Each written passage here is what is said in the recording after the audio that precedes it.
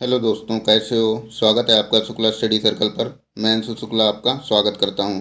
साथियों, पिछले अध्याय में हम लोगों ने आरंभी नगर के बारे में पढ़ा था, जिसमें हम लोगों ने हड़प्पा सभ्यता से संबंधित महत्वपूर्ण बिंदुओं को देखा था। मेहरगढ़ के बारे में पढ़ा। आज हम लोग अध्याय 5 क्या बताती हैं हमें किताबें और कब्रें, इसके बारे में पढ़ेंगे।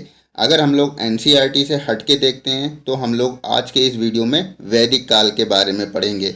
वैदिक काल में भी हम लोग ऋग्वेदिक काल पढ़ेंगे, क्योंकि वैदिक काल को दो भागों में बांटते हैं। एक हमारा ऋग्वेदिक काल होता है और एक हमारा उत्तर वैदिक काल होता है। तो ऋग्वेदिक काल में हम लोग ऋग्वेद से संबंधित तथ्यों को देखेंगे, लोगों का वर्गीकरण जैसा कि एनसीईआरटी में दिया गया है अर्थात वर्ण व्यवस्था को देखेंगे, महापाषाण संस्कृति के बारे में जानेंगे कि क्या है महापाषाण संस्कृति, इनाम गांव से संबंधित महत्वपूर्ण तथ्यों को देखेंगे और इस चैप्टर से संबंधित विगत वर्षों में जो प्रश्न पूछे गए हैं उनमें से कुछ प्रश्नों को सॉल्व करेंगे, जिससे आपको पता चल जाए कि क्वेश्चन किस प्रकार का बनता है। तो चलिए शुरू करते हैं अपना चैप्टर। सबसे पहले स्टार्ट करते हैं वेद। तो वेद क्या होते हैं? वेद वेद क्या होते हैं? तो वेद शब्द विद धातु से बना है। ये आपका एनसीईआरटी में नहीं दिया हुआ है। जो वेद शब्द है वह विद धातु से बना है, जिसका अर्थ होता है जानना। क्या होता है? जानना। और वेदों से हमें आर्यों के जीवन तथा दर्शन का पता चलता है। ये आप लोग वेद की डेफिनेशन याद कर लेना या कहीं नोट कर लेना। अब और आगे बढ़ते हैं। अब देखते हैं क्या क्या है एनसीईआरटी में आपका दिया हुआ। तो वेद 4 प्रकार के होते हैं, ऋग्वेद, सामवेद, यजुर्वेद और अथर्ववेद।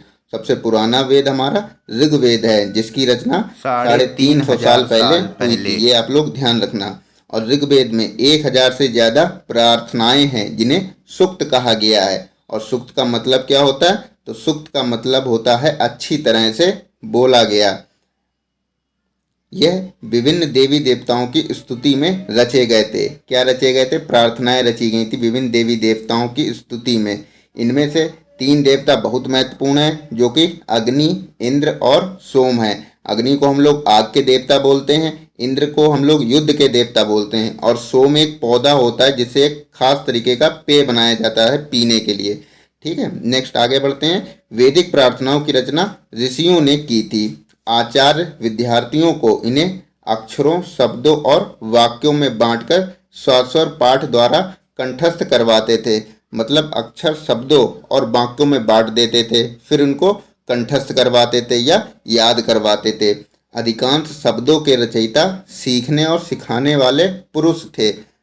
मतलब सीखने वाले जो कि अध्यापक, सिखाने वाले अध्यापक और सीखने वाले विद्यार्थी, तो ये लोग थे अधिकांश शब्दों के रचयिता। और कुछ प्रार्थनाओं की रचना महिलाओं ने भी की थी। आगे बढ़ते हैं। और एक सबसे महत्वपूर्ण फैक्ट ध्यान रखना, जो ऋग्वेद की भाषा है वह हमारी प्राक संस्कृत या वैदिक संस्कृत है। ये आप लोग ध्यान रखना कि ऋग्वेद की भाषा क्या है, प्राक संस्कृत या वैदिक संस्कृत है। जो हम लोग जो संस्कृत पढ़ते हैं उससे थोड़ा ये अलग थी ये वाली भाषा। आप संस्कृत और अन्य भाषाएं को जान लेते हैं, क्वेश्चन इससे भी बन जाता है। अब थोड़ा देख लो। संस्कृत भाषा भारोपीय या भारत यूरोपीय भाषा परिवार का हिस्सा है। तो ध्यान रखना, संस्कृत हमारी किस भाषा परिवार का हिस्सा है? तो भारोपीय भाषा परिवार का हिस्सा है। भारत की कई भाषाएं असमिया हो गई, गुजराती, हिंदी, कश्मीरी, सिंधी, एशियाई भाषाएं जैसे फारसी तथा यूरोप की बहुत सी भाषाएं। अब ये हमारी एशियाई भाषाएं, फारसी और यूरोप, ठीक है। फिर अंग्रेजी, फ्रांसीसी, जर्मन, यूनानी, इतालवी, स्पेनिश आदि इसी प्रकार से जुड़ी हुई हैं। उन्हें एक भाषा परिवार इसलिए कहा जाता है क्योंकि आरंभ में उनके कई शब्द एक जैसे थे। उदाहरण के लिए मात्र संस्कृत में माँ, मात्र हमारा संस्कृत में हो गया, और हिंदी में माँ, और मदर हमारा अंग्रेजी में। शब्दों को देखो तो सब एक जैसे शब्द लिखते हैं। अब क्या तुम्हें कोई समानता नज़र आती है? तो उपमहाद्वीप में दूसरे भाषा परिवारों की भी भाषाएं बोली जाती थी। उदाहरण के लिए पूर्वोत्तर प्रदेशों में तिब्बत बर्मा परिवार की भाषाएं बोली जाती थी। ये आपको ध्यान रखना है कि पूर्वोत्तर प्रदेश में किस भाषा परिवार की भाषाएं बोली जाती थीं? तो तिब्बत बर्मा परिवार की। तमिल, तेलुगु, कन्नड़ और मलयालम ये हमारी द्रविड़ भाषा परिवार की भाषाएं हैं।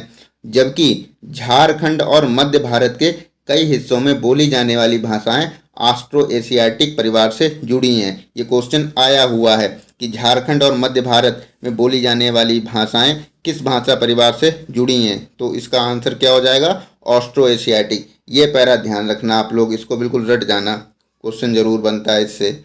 आगे बढ़ते हैं।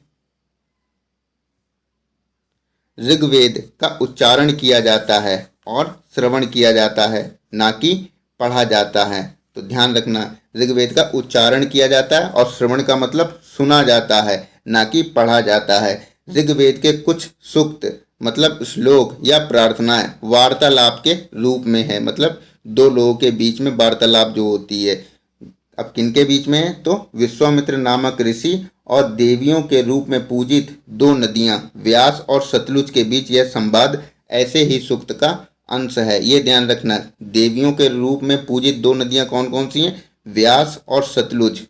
आगे बढ़ते हैं। अब ये देखो, ये आप लोग पढ़ लेना इसको।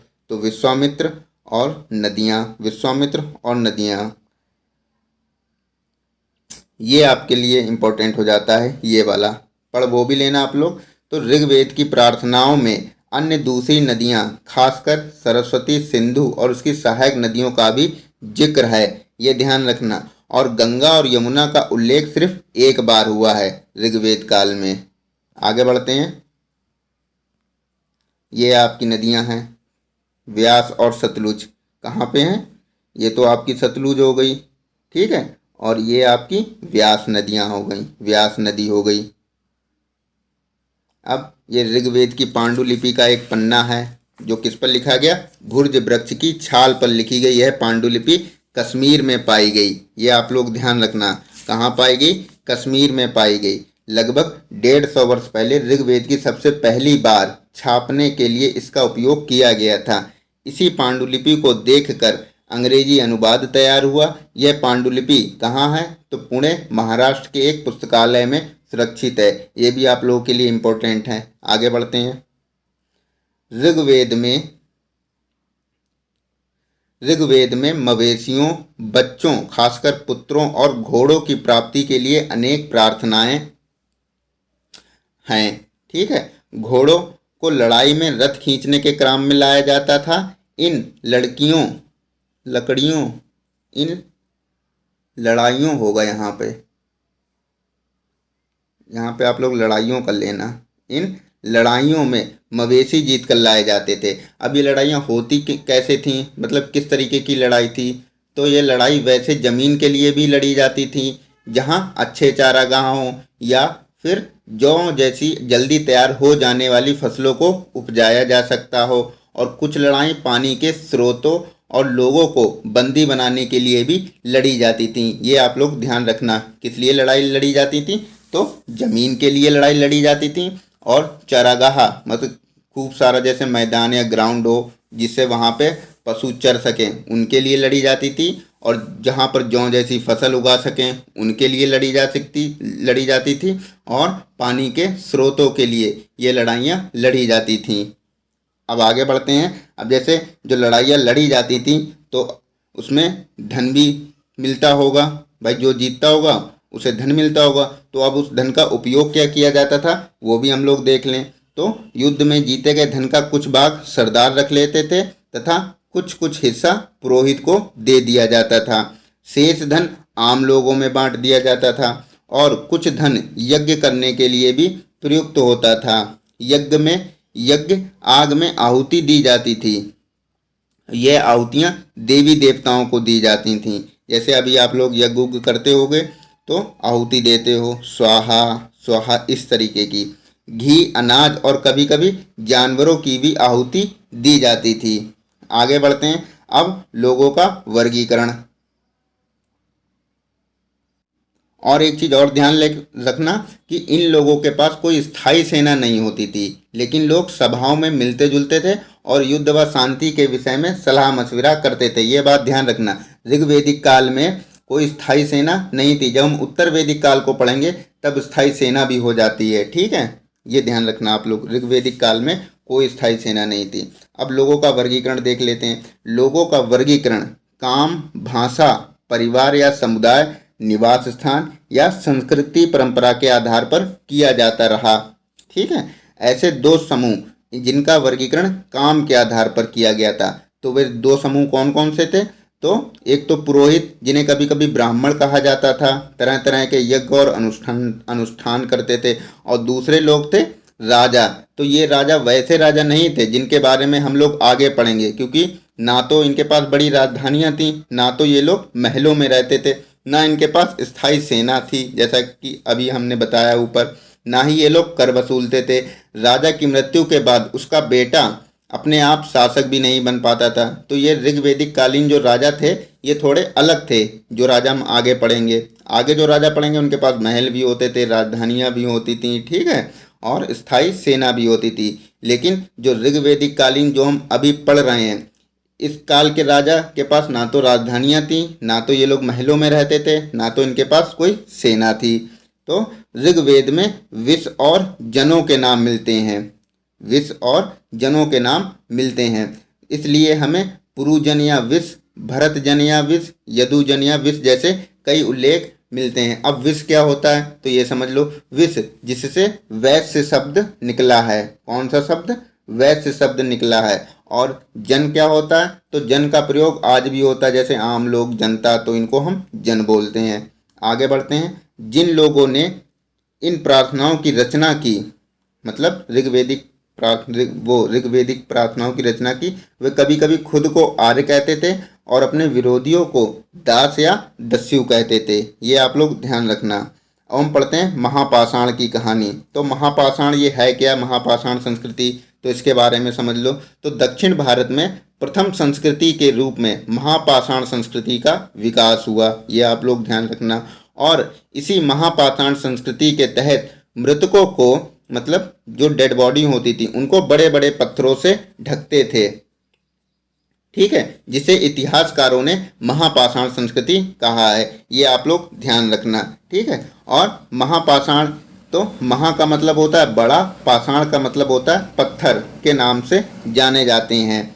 यह पत्थर दफन करने की जगह पर लोगों द्वारा बड़े करीने से लगाए जाते थे, मतलब जहाँ पे लोगों को दफन कर दिया जाता था फिर उसके ऊपर पत्थर लगा दिए जाते थे।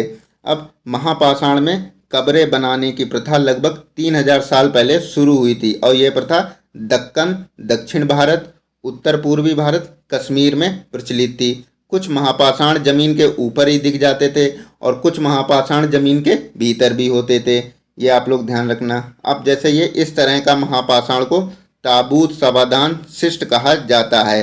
ये ताबूत समाधान शिष्ट कहा जाता है। यहाँ दिखाए गए शिष्ट में एक पोर्ट होल, यानी एक बड़ा सुराख है जो शायद पत्थरों से बने हुए कमरे में जाने का रास्ता है। ये देखो, ये वाला ये सुराख है, ये इस तरीके से, इसको हम शिष्ट बोलते हैं, ये आप लोग ध्यान रखना। कई बार पुरातात्विदों को गोलाकार सजाए हुए पत्थर मिलते हैं, मतलब डेड बॉडी के चारों तरफ पत्थर सजाए हुए मिलते हैं, और कई बार अकेला खड़ा हुआ पत्थर मिलता है। तो यही एकमात्र प्रमाण है जो जमीन के नीचे कब्रों को दर्शाता है। अगर जैसे क्वेश्चन आ जाए कि कौन सा प्रमाण जमीन के नीचे कब्रों को दर्शाता है, तो अकेला खड़ा हुआ पत्थर, ठीक है। नेक्स्ट आगे बढ़ते हैं। सामान्यतः मृतकों को खास किस्म के मिट्टी के बर्तनों के साथ दफनाया जाता था, जिन्हें काले लाल मिट्टी के बर्तन या ब्लैक एंड रेड वेयर के नाम से भी जानते हैं। इनके साथ ही हमें लोहे के औजार, हथियार, घोड़ों के कंकाल, सामान तथा पत्थर और सोने के गहने मिले हैं। ये आप लोग ध्यान रखना, क्या क्या मिला है? लोहे के औजार और हथियार, घोड़ों के कंकाल, सामान तथा पत्थर और सोने के गहने मिले हैं, ये आप लोग ध्यान रखना। आगे बढ़ते हैं। अब ये इस तरीके के ये सामान मिले हैं, जैसे महापाषाण कब्रों से मिले लोहे के सामान, ये हो गया, ठीक है, ये और ये कटार, इस तरीके के ये सामान मिले हैं। अब ब्रह्मगिरी में एक ही व्यक्ति की कब्र में 33 सोने के मनके और शंख पाए गए हैं। दूसरे कंकालों के पास सिर्फ कुछ मिट्टी के बर्तन ही पाए गए हैं। तो ऐसा क्यों? तो पहले ब्रह्मगिरी को देखते हैं कि कहाँ पे है हमारा ब्रह्मगिरी। तो ये हमारा ब्रह्मगिरी है, ये आप लोग देख लो। अब तो पुरातात्विदों का मानना था कि कंकाल के साथ पाई गई चीज़ें मरे हुए व्यक्ति की ही रही होंगी। कभी कभी एक कब्र की तुलना में दूसरी कब्र में ज़्यादा वस्तुएं मिलती थी। तो ऐसा क्यों? क्योंकि कुछ लोग अमीर थे तो कुछ लोग गरीब थे, कुछ सरदार तो कुछ दूसरे अनुयायी के थे। जो जिस तरीके का व्यक्ति होता था उसी तरीके से वह मृतकों के पास चीज़ें रखता था। कभी कभी महापाषाण में एक से अधिक कंकाल मिले हैं। वह यह दर्शाते हैं कि शायद एक ही परिवार के लोगों को एक ही स्थान पर अलग अलग समय पर दफनाया गया था। ठीक है, आगे बढ़ते हैं। ये सारे फैक्ट इंपॉर्टेंट हैं आप लोगों के लिए। और अगर अभी तक आपने वीडियो को लाइक नहीं किया तो प्लीज़ वीडियो को लाइक कर दें, चैनल को सब्सक्राइब कर दें। इनाम गांव, यहाँ यह भीमा, ये आप लोग भीमा कर लेना, भा से भीमा, भीमा की सहायक नदी गोंड के किनारे एक जगह है। इस जगह पर 3600 से 2700 साल पहले लोग रहते थे। यहाँ वयस्क लोगों को प्रायः गड्ढे में सीधा लिटाकर दफनाया जाता था। उनका सिर उत्तर की ओर तो पैर दक्षिण की ओर थे। ठीक है, कई बार उन्हें घरों के अंदर ही दफनाया जाता था। कहाँ? तो इनाम गांव में एक आदमी को 5 कमरों वाले मकान के आंगन में 4 पैरों वाले मिट्टी के एक बड़े संदूक में दफनाया गया था। ये आप लोग ध्यान रखना। और बस्ती के बीच में बसा यह घर गांव के सबसे बड़े घरों में से एक था। इस घर में एक अनाज का गोदाम भी था और सबके पैर भी मुड़े हुए थे। तो ये सब घटनाएं कहाँ हुई थी? तो ये सारी घटनाएं इनाम गांव में हुई थी। ये क्वेश्चन पूछा जाता है। ठीक है, आगे बढ़ते हैं। अब क्या बताते हैं हमें कंकालों का अध्ययन? तो ये पढ़ लो, इम्पोर्टेंट है, क्वेश्चन बन जाता है। ठीक है, तो छोटे आकार के आधार पर एक बच्चे के कंकाल को आसानी से पहचाना जा सकता है, लेकिन एक बच्चे और बच्ची के कंकाल के बीच कोई बड़ा फर्क नहीं होता। क्या हम यह पता लगा सकते हैं कि कंकाल किसी पुरुष का था या स्त्री का? तो कभी कभी लोग कंकाल के साथ मिले सामानों के आधार पर इसका अंदाज़ा लगाते थे। उदाहरण के लिए यदि कंकाल के साथ गहने मिलते तो कई बार उसे महिला का कंकाल मान लिया जाता था, लेकिन ऐसी समझ के साथ समस्याएं। अक्सर पुरुष भी आभूषण पहनते थे प्राचीन काल में, सभी को पता होगा। लेकिन कंकाल का लिंग पहचानने का बेहतर तरीका है उसकी हड्डियों की जांच। क्योंकि महिलाएं बच्चों को जन्म देती हैं, इसलिए उनका कटी प्रदेश या कूल्हा पुरुषों से ज़्यादा बड़ा होता है। तो ये समझ कंकालों के आधुनिक अध्ययन पर आधारित है, मतलब ये तरीका अभी भी अपनाया जाता है। ठीक है, अब आज से लगभग 2000 साल पहले चरक नाम के प्रसिद्ध वैद्य हुए थे।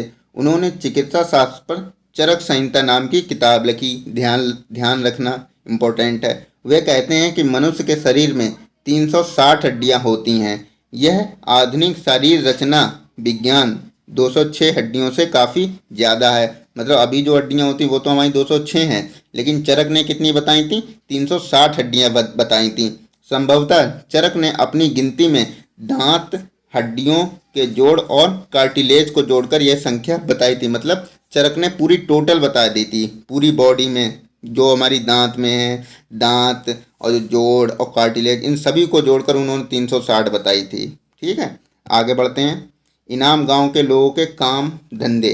तो इनाम गांव में पुरातत्वविदों को गेहूं, जौ, चावल, दाल, बाजरा, मटर और तिल के बीज मिले हैं। कई जानवरों की हड्डियां भी मिली हैं और कई हड्डियों पर काटने के निशान से यह अंदाज़ा होता था कि लोग इन्हें खाते होंगे।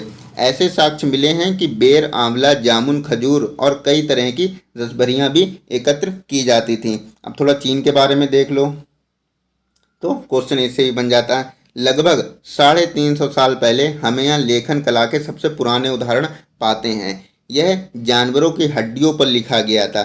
कहाँ लिखा गया था? तो चीन में। और इन्हें भविष्यवाणी करने वाली हड्डियाँ कहा जाता है, क्योंकि यह मान्यता थी कि यह हड्डियाँ जो हैं भविष्य बताती थीं। तो राजा लोग जो लिपिकारों से, लिपिक जो लिखते हैं, क्लर्क जिन्हें हम बोलते हैं, लिपिकारों से इन हड्डियों पर सवाल लिखवाते थे। अब वो कौन कौन से सवाल लिखवाते थे? तो क्या वे युद्ध जीतेंगे, क्या फसलें अच्छी होंगी, क्या उन्हें पुत्र होंगे। ठीक है, इस तरीके के वो लोग सवाल लिखवाते थे। फिर इन हड्डियों को आग में डाल दिया जाता था, जहां इनमें गर्मी से चटककर दरारें पड़ जाती थी। भविष्य वक्ता, मतलब जो भविष्यवाणी करने वाले होते हैं, इन दरारों को बड़े ध्यान से देखकर भविष्यवाणी करने की कोशिश करते थे। यहाँ के राजा शहरों में महल बनाकर रहते थे। बेशुमार दौलत इकट्ठी कर ली थी, जिनमें बड़े बड़े नक्काशी किए हुए कांसे के बर्तन शामिल थे, लेकिन वे लोहे का इस्तेमाल करना नहीं जानते थे। ये आप लोग ध्यान रखना। और ऋग्वैदिक कालीन राजा के बारे में भी ध्यान रखना। ऋग्वैदिक कालीन राजा के पास भी स्थायी सेना नहीं होती थी, महल नहीं होता था, राजधानियाँ नहीं होती थी। ठीक है, ये छोटी छोटी चीज़ें डिफरेंस आपको ध्यान होना चाहिए। ठीक है, अब क्वेश्चन के बारे में देख लेते हैं जो क्वेश्चन पूछे गए हैं आपके परीक्षा में। ये तो अभी सीटेट 2020 में आया हुआ है, जो आपका जनवरी में एग्जाम हुआ था। तो प्रारंभिक काल में शुरू करके आरोही क्रम में निम्नलिखित को सजाएं। ठीक है, वेदों की रचना की शुरुआत, महापाषाणों के निर्माण की शुरुआत, इनाम गांव में कृषकों का निवास और चरक। तो बताइए इसका सही जवाब क्या होगा। ऑप्शन तो नीचे लिखे हैं। अब देखो हमने ऊपर क्या पढ़ा है, जो वेदों की रचना की शुरुआत कब हुई थी, तो 350 साल पहले। ये वेदों की रचना की शुरुआत 350 साल पहले हुई थी। और महापाषाण के निर्माणों की शुरुआत कब हुई थी, महापाषाण संस्कृति, तो ये 3000 साल पहले हुई थी। ठीक है, और इनाम गांव में कृषकों का निवास ये कब हुआ था, और चरक तो ये 2000 साल पहले। ठीक है,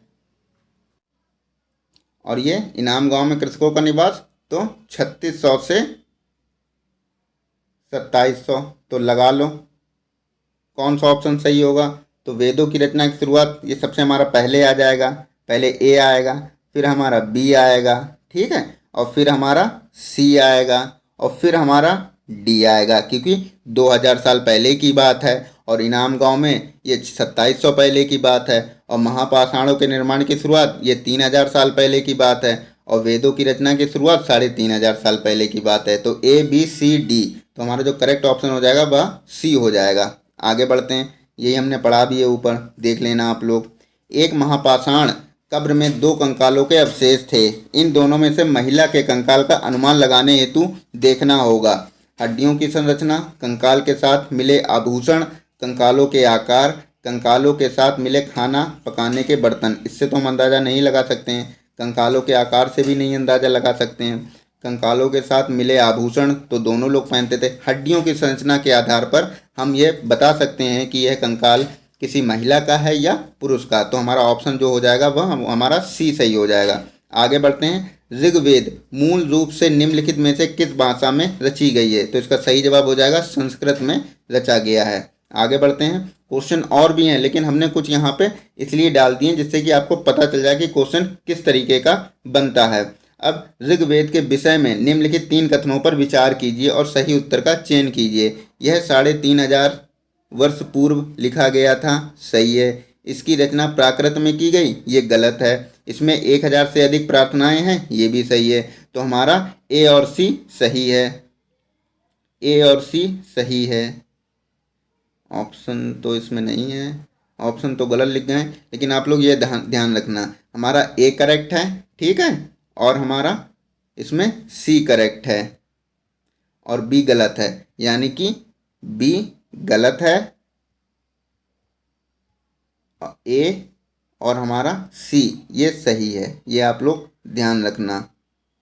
आगे बढ़ते हैं, महापाषाणों के विषय में निम्नलिखित कथनों में से कौन सा कथन सही है। इनका उपयोग दफन करने की जगह को चयनित करने के लिए किया जाता था। यह सभी भूमिगत और दृष्टि से ओझल रूप में पाए गए। तो ये तो गलती है, क्योंकि कुछ हमारे भूमि के अंदर पाए गए और कुछ हमारे भूमि के ऊपर पाए गए। यह पत्थर के औजार बनाने के लिए, ये तो बिल्कुल ही गलत हो जाएगा। यह उत्तर पश्चिम में नहीं पाए गए, यह भारतीय उपमहाद्वीप के उत्तर पश्चिम में थे। तो इसका जो हमारा सही जवाब हो जाएगा, इनका उपयोग दफन करने की जगह को चयनित करने के लिए किया जाता था। ये आप लोग को बताया भी है ऊपर कि दक्षिण भारत में जो हमारी महापाषाण संस्कृति का जो विकास हुआ था, तो इसी महापाषाण संस्कृति के तहत मृतकों को बड़े बड़े पत्थरों से ढक दिया जाता था। ठीक है, और इसी को हम लोगों ने या इतिहासकारों ने महापाषाण संस्कृति कहा है। तो साथियों, आज के लिए बस इतना। कल फिर मिलते हैं नए अध्याय के साथ। तब तक के लिए जय हिंद। और अगर अभी तक आप लोगों ने चैनल को सब्सक्राइब नहीं किया है तो प्लीज़ चैनल को सब्सक्राइब कर दीजिए